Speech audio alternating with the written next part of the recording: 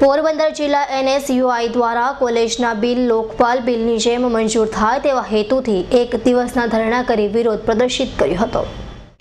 હાલમાં સંસદમાં જે લોકપાલ બિલ પસાર થયું છે તેના અનુસંધાને RTIનું લોકપાલ બિલ પસાર થયું છે। તેને અનુલક્ષી કોંગ્રેસ પક્ષ દ્વારા 7 પ્રકારના કાનૂનને લઈને પોરબંદર જિલ્લાના NSUI દ્વારા સમગ્ર કોલેજમાં આ બિલ પાસ થાય તે માટે સહી ઝુંબેશ બાદ એક દિવસના પ્રતિક ધરણા પોરબંદર સુદામા ચોક ખાતે યોજ્યા હતા અને તે સહી ઝુંબેશ તથા આવેદનપત્ર સાંસદોને આપી આ બિલ કોલેજમાં પાસ કરવા માંગણી કરી હતી। સમગ્ર ભારત દેશમાં જે સંસદમાં RTIનું લોકપાલ બિલ પાસ થયું છે તે જ પ્રમાણે રાષ્ટ્રીય પક્ષ કોંગ્રેસ પક્ષની વિદ્યાર્થી પાંખ NSUI દ્વારા જ્યારે સમગ્ર દેશમાં વિદ્યાર્થીઓને લગતા 7 પ્રકારના કાનૂનોને લઈ અને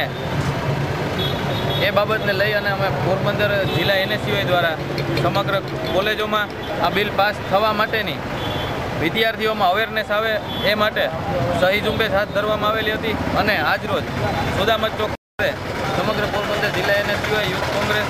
અને કોંગ્રેસ દ્વારા ધરણા કરેલા હતા અને અમારા બધા વિદ્યાર્થીઓની સહીઓ લઈ અને માનનીય સાંસદ સભ્યશ્રીને અમે આપશું અને એને કહીશું કે અમારી આ રજૂઆત છે તે સાંસદમાં આપ જોરદાર કરો તેવી અમારા પોરબંદર જિલ્લા NSUIના દરેક વિદ્યાર્થીઓ અને સભ્ય અને કમિટીઓની માગણી છે।